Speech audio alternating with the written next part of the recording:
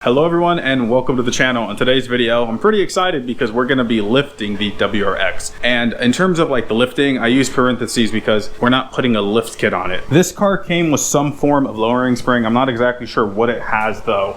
I suspect though, they may be made like tan or something like that. They do have that green color like one would expect from them. And to raise it back up, I actually went ahead and I ordered some like OE replacement struts. We're gonna open up the struts and they're not like OE, they're like cheap OE equivalents, but that's actually one of the reasons why I went with this solution because it was the cheapest thing that I could do. But on top of that, I talked to people who are way smarter than me when it comes to Rallycross, and their recommendation was just to keep it simple to start out. So that's what I'm doing. I did actually consider going with like some Forester struts because I read online that, I believe it's from a Forester anyways, they'll bolt right up to my car and it'll give it a slight lift, but then there are some other issues where like the suspension geometry would be off, and it's kind of like I didn't want to go down the rabbit hole. I just wanted something that I knew would work. I got some FCS suspension. I've never even heard of them, but they were on Rock Auto, and I was like, for the price point, it's really hard to argue. Even if they end up blowing up in like 6 months, like, you know, start leaking fluids and stuff like that.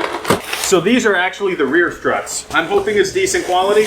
Honestly though, anything's gonna be an upgrade over what's on there now. New top hat looks really good. Strut body itself seems solid. This is an upgrade in my book. This box here contains the front struts, and that's what we're gonna start on first. This is super cool. Anytime you order something from like Rock Auto, they always put a magnet in here. And the reason why I like this one so much is that I actually had a Firebird. So they just have a special place in my heart. I specifically had a Trans Am. This is one I'm definitely keeping. I gotta tell you guys, this seems like such an upgrade over what's on there right now. I already got the car jacked up, so all we have to do is take off the bolts or the wheel lug nuts, and we'll have easy access. I am so excited for this. Rallycross is something I've always wanted to try, so the fact that this opportunity happened is something I'm very grateful for. To get the struts off, we're actually not gonna really need much. For the big crash bolts, we got the breaker bar, and then just some small assorted wrenches. It's really easy. Right here are the crash bolts. The biggest thing here is just remembering the top one is for the camber. So, well, I don't care to remember which way it's orientated because I'm gonna do an alignment. I just need to remember to put this one up top. Take off the ABS line. There's a 10 here, and there's a 10 millimeter down there. Take off the brake line, or 12, correction, this is a 12, and so are these. These are 12 millimeters. And then take off the caliper and throw it down there so it's not resting on the hydraulic line. After all that's taken care of, I'll just come up here, use the impact, and take off these. I'll probably clean this stuff up too. I should have done that. I actually keep saying I'm gonna deep clean this engine bay. I don't do it. I don't have the patience for cleaning. And normally I would try to sucker my brother into it or even my girlfriend, but Jesus has actually done his fair share of work on this too. So I can't really sucker him into doing it. I'll probably get my girlfriend to do it, so I'll probably do that.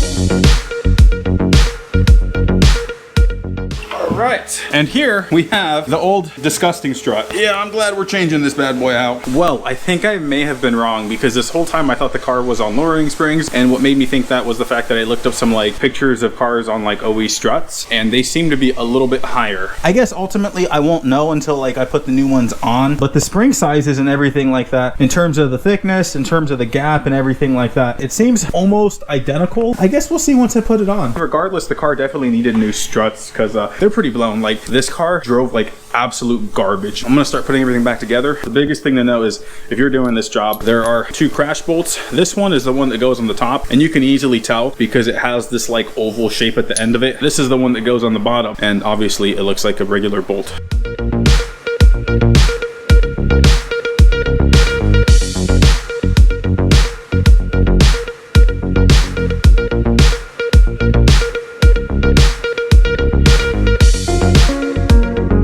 Strut number 1 is done, and I gotta tell you guys, it looks a lot better. I know it's not something I'm really gonna see often, but it's satisfying nonetheless. Again, that looks really nice. I do actually plan on ordering new brakes because the brakes are super warped. So I'll be doing new brakes. I have to still finish bleeding the brakes because what ended up happening when I was bleeding the brakes a few days ago, or I guess a week ago at this point, my vacuum pump literally broke in my hand. 2 of them. I had 2 of them, and both of them broke in my hand. So I was like, this just isn't meant to be. Jesus is supposed to stop by here in a little bit. He's actually buying buying rims for this car as we speak. Assuming everything goes good, he'll show up with new rims shortly. We're gonna go get started on the other side, and I really want to get the front knocked out before Jesus gets here.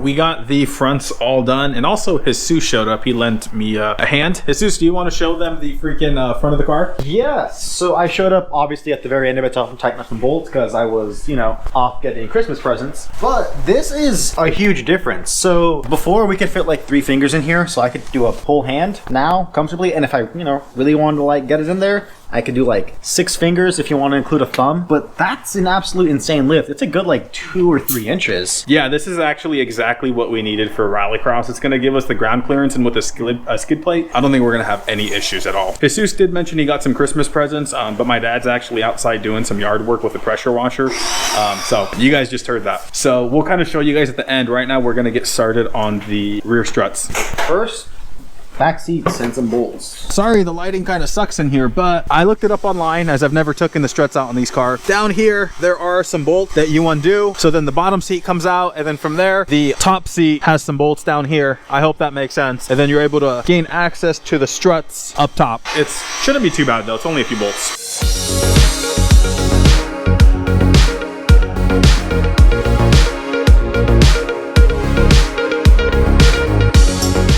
We're gonna get started with removing the rear strut, and this one we're gonna actually get away with taking off a little bit less. So we kind of looked it over and actually already did the other side off camera because it looked too easy, and we're like, it can't be this easy. But yeah, we take off the 2 crash bolts here, and then we remove the brake line back here. Luckily, we don't actually have to remove the caliper or anything like that, and the ABS line we can leave alone. Other than that, we'll just have to come over here and remove the 3 bolts. Overall, super easy. It's just kind of a pain lining up some of the things, especially the crash bolt. So once we get to that, we'll show you what we're talking about.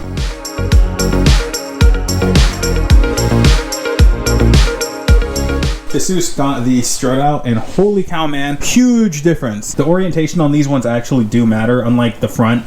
And what I'm referring to specifically is the top hat orientation, but that's already set for us, so we don't have to worry about any of that. This thing is crusty, old. It's a little oily because it was leaking oil, of course. This thing, brand spanking new. How many inches do you think we're gonna add? So if we got like 2 or 3 inches out of the front, I would expect about the same from the back, maybe a little less. What I'm hoping though we can also do with this is get rid of the saggy butt thing, which from what we read online, it's a pretty common thing with the WRXs where the rear sags for who knows what reason. They even have spacers for them, but we don't want to go down that route. We're being cheap. We got the strut in, and it's the top hat's bolted in, and I got to tell you, it was a bit of a pain because the tolerances there were not the best, so it was just really close more than anything. But yeah, we got it in. Next thing is actually going to be putting these bad boys in, which are kind of weird. So this is the top crash bolt. It helps you adjust the camber. The big thing that is kind of annoying is just trying to get this lined up here so that it goes in, and I believe it's supposed to help lock it in place. That's probably the big thing with this bad boy. Other than that, it should be pretty straightforward.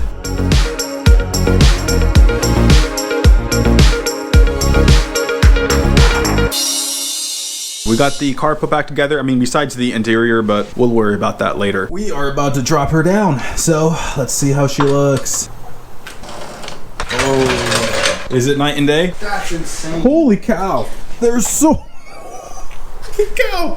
there's so much room, and I got the hiccups, of course. There's so much room. Before we go for tonight, we got to show you guys the wheels. Yeah, so these wheels, I believe, from what I read online, they're from the 97 to 2004 Forester GTs or Legacy GTs. And then we found another deal online, 5 Steelies and OEM spec. So combined between these two, we paid $220. So not bad. Not bad at all. Not at all. The only downside of these is the other 2 that are in my car didn't have the center cap, but I'm sure I could buy those online. But the big thing is just having 2 complete sets of wheels for this car is going to be freaking awesome, because with Rallycross, I mean, wheels are just going to be, or rims. I don't know, people getting up in arms about that. But anyways, the wheels are going to just be consumable. So I wouldn't be surprised if we end up breaking a few. Yeah, I don't know. I'm pretty happy with today. Cars raised. I think it looks really good raised, actually. I think I actually prefer it like this as opposed to lowered. I actually do too. I think it's gonna look sick, especially once we get some like aggressive all-terrain tires. Maybe we might settle for snow tires. We'll have to see what's out there, because whatever we do, it's gonna be cheap. That's part of the stuff I brought. The other stuff I brought, really not very fun stuff. Oh, brought the new air filter. We have to show them the air filter. Yeah. I gotta show you guys this. This was the old air filter that was on there. Pretty bad. The lighting does kind of suck, but you can see this is what the new air filter looks like, so it's gonna help this car breathe a lot better. Oh, vacuum pump. I have a vacuum pump.